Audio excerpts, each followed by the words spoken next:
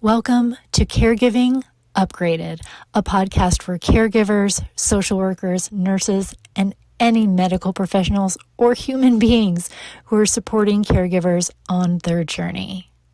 Because it can be better. In this week's episode, I am talking about control. Control. Things that make us feel out of control and things we can do to regain a sense of calmness.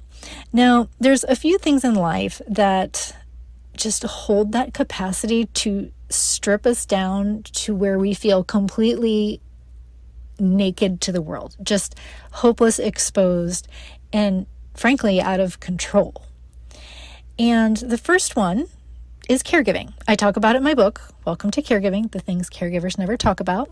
If you have not picked up your copy, hit pause, hop on over to Amazon, and you can get the ebook. You can get the audiobook because I recorded that. It's in my voice. And there's the paperback. The book itself is not a how-to guide. So if you're feeling like I'm not a caregiver or I don't want someone to tell me how to do this, you're in luck because that's not what the book is about. I've actually been told it's more of a love story. And I feel like I resisted that for a while, but it's true. And yes, it depicts the love I have for my husband, Jerry. But even more than that, you can see my journey of love for myself and how I transformed. And it's the first steps in me learning how to do that. So it's really a milestone for me, and I think any reader will be able to see a part of themselves in that.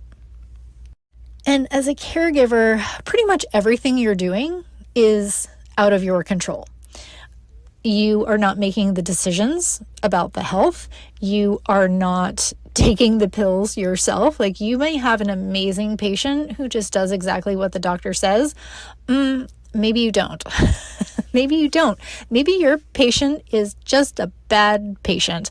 Maybe they won't even go to the doctor, but you're still responsible for helping to care for them. That can feel super frustrating and super out of control. You're having those days when you're waiting for test results to come back. Talk about out of control. Your brain spirals into, it could be this, it could be that. What if? And in those moments, we are absolutely 100% not in the present moment.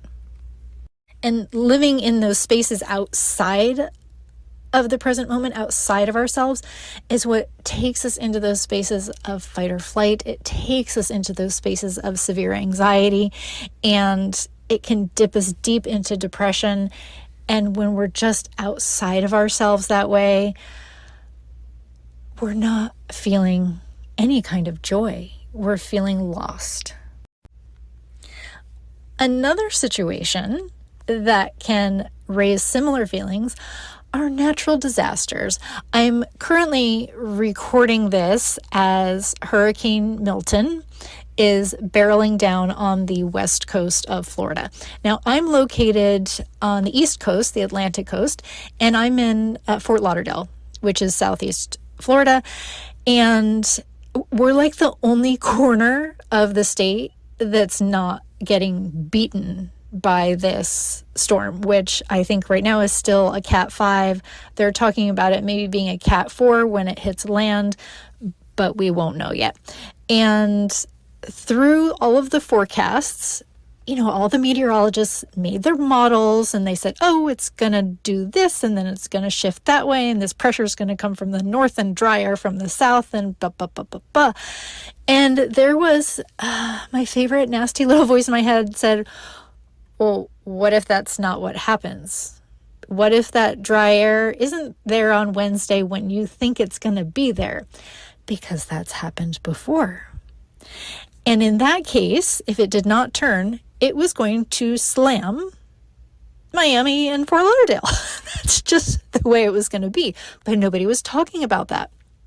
And so that also made me feel very insecure and very out of control, that nobody was addressing another possibility. They just were like, this is what we think it's going to be, and that's all they talked about. And I didn't like that. So come Wednesday morning, I had been glued to the TV for the whole week. Finally, this morning, my husband Jerry said to me, Erin, you have to stop watching this because you're going to just get yourself into a panic again. And I said, you're right. You're 100% right. I just needed to see that it was making the turn. And they showed the graphic, and the eye of the storm was directly parallel to the Florida Keys.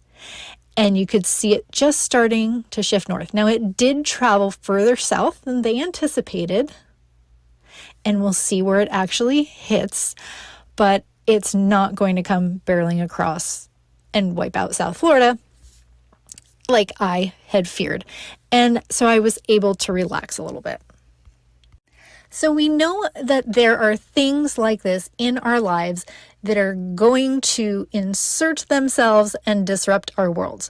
Things that we have no control over because, there's other people in the world. It's not just us.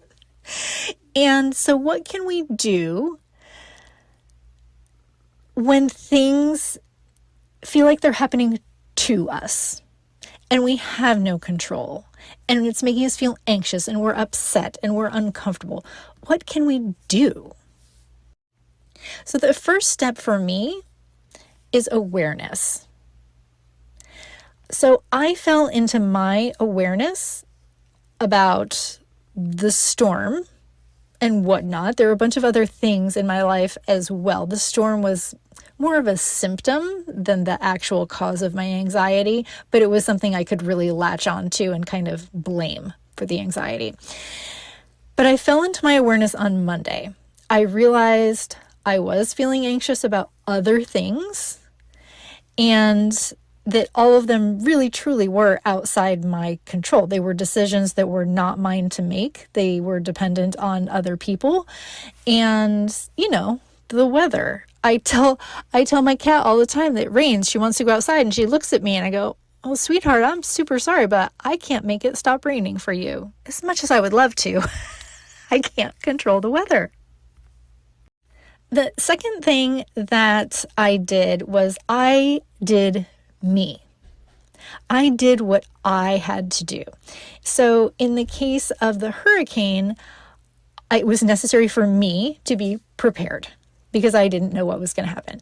And so on Monday, I went to the grocery store. I checked in with my family to see if they needed anything, but I wanted to make sure I had groceries so that I wasn't in the store while everybody else was mobbing the store and getting all the water and all the toilet paper and doing all of their panic shopping. I didn't want to be in that vibration. So I needed to know that my stuff was done so that I was set and I didn't have to deal with that.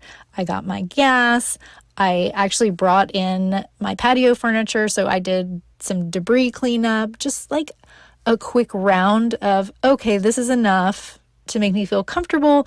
And then if this storm looks like it's going to get worse, I can do a second round of, bringing more things into the house, tying more things down, etc. But that was me. That's what I needed to do. Everyone else around me didn't need the same things. And I needed to release the expectation that they were the same as me. I just had to do me. The third thing that I did was I communicated. The first thing I communicated was that I was anxious, and I explained this to Jerry. I told him the things I was anxious about, that I was feeling anxious at all, and because I wanted him to be prepared for that instead of me just running around like a crazy person and him not understanding. So example, he had a doctor's appointment on Monday morning, and I said, so when you get home, I will likely have already brought the patio furniture inside the house because heaven forbid I wait for help. That's a different problem for a different day. But at least then he understood, and he understood where my mindset was. So that was super important. I also had some other conversations that day. I was feeling anxious about some other situations, and so I was able to make some phone calls and share how I was feeling. I was able to offer assistance and leave the door open for additional communication, but at least I was able to get outside of my head and stop wondering what was going on, because my brain was just making up all of these different scenarios, which were stories. They were stories my brain was making up to try to keep me safe, but they were not productive. So I got to say, thank you, brain, for trying to keep me safe. I had the conversations I needed to have, and then I was able to release it. I was also able to step in to some different kind of communication. I have shared just recently in my newsletter that I have this new dream of turning my book into a TV series. And I have the storylines mapped out in my brain. It looks so beautiful to me. And so I've been trying to connect with different members of Hollywood for help to create this, because I don't know how to write a screenplay. I don't know how to produce things, but there are people that do. And to be able to share what it's like to be a caregiver in a way that a lot of people haven't seen it, a lot of people haven't talked about it, I think it is just so powerful. And I envision so many people sitting at home and watching this story unfold and go, oh my gosh, me too. That's how I feel. That's what I'm experiencing. And it can reach such a broad audience that way. And so after releasing some of the anxiety and communicating, I was able to write some more letters. I sent out 8 more letters yesterday, and that felt fantastic. So that kind of communication also helped open up. And finally, in all of my head spinning, I was like, oh, I'm feeling like in this kind of low vibration, and this isn't the place to attract goodness. And so I started to be a little mad. I started to feel a little sad, like, oh, I have to get out of this. I have to get out of this, because otherwise no good is going to come to me. And I had sent an email to the Caregiver Action Network the week prior, and the email itself, it felt a little bit all over the place to me, but I really wrote what was on my heart, and I didn't over edit it. I was just like, this is what we got. This is what I have to offer. This is what's on my heart. And I hit send, and I hadn't heard back. And so yesterday I received an email back from them, and I'm going to be on the committee or the partnership with them for National Family Caregivers Month, which is in November. Caregiver Action Network, they're the ones that founded National Family Caregiver Month. And this year's theme is called I Care. And it's just so aligned with everything I'm talking about these days, because it is honing in on a caregiver's, actually a person's awareness that they even are a caregiver, because there's so many people who are in a caregiving role and they don't see it that way. They see themselves as the wife or the parent or the neighbor or the sister, and they don't make that crossover to, yes, I am that thing. I have that relationship, but I am also their caregiver. And so because they haven't made that leap, that connection, they're actually missing out on a whole bunch of resources that are actually out there now. There's so much that's being developed, and the more involved I get in this movement, the more I'm learning about. And so I'm very excited that they accepted me as one of their partners, and I'm very, very excited about this November and National Family Caregivers Month. And so not only did I communicate and put things out there, but I received communication as well. I was able to open those channels to both give and receive. And the fourth thing that I did, possibly the scariest thing, I surrendered. So today, as the sun was shining, even under our tropical storm warning, the sun was shining, the birds are chirping, and I released the need for control. Yeah, so I have a cajillion things on my to-do list. I have a whiteboard that's covered in Post-it notes in all different colors for different categories and just all the ideas that are in my head because I have so many ideas. And my house is not hurricane clean. If you know, you know. I need to upload new files for the 2025 patient handbook so that I can introduce that to y'all in the upcoming weeks. I need to make some corrections to my website. I need to, finish some courses. I want to read some books. The to-do list is 100,000 miles long. But instead, I decided I needed to pause. I needed to stop the wobble that was in my brain. I needed to release the perfection. And so I got out my art supplies. My friend Barbara Howland with The Howling Hive started a little micro creations challenge, which on Instagram is #microcreation. And I decided I was going to do it. She talks about ripping the Band-Aid off of perfectionism. And I sat down, I put on some very tragic, teen vibe music, like Depeche Mode. And I just started painting. I started painting watercolor stripes, not trying to create a masterpiece of art, just color to paper. And it felt so good and it felt so freeing. I felt like all the little pieces of me just went and fit back together. They just slid back into place. And then from that space, I was able to create a few social media posts. I was able to generate my newsletter. I was able to create this audio share. I don't know. Am I doing a podcast? What is this? Tell me what it is. And I feel like I can breathe. I don't feel so afraid. Now, going through these steps doesn't happen within seconds. It's not like I went, okay, I'm aware, I'm going to talk about it, and I'm going to surrender and communicate, and boom, I'm done. It's been 3 minutes. Why is it not better? I was actually on a panel on a radio show recently, and I was really embarrassed to share with them that I have been doing this work and learning these skills for a solid 10 years. 10 years.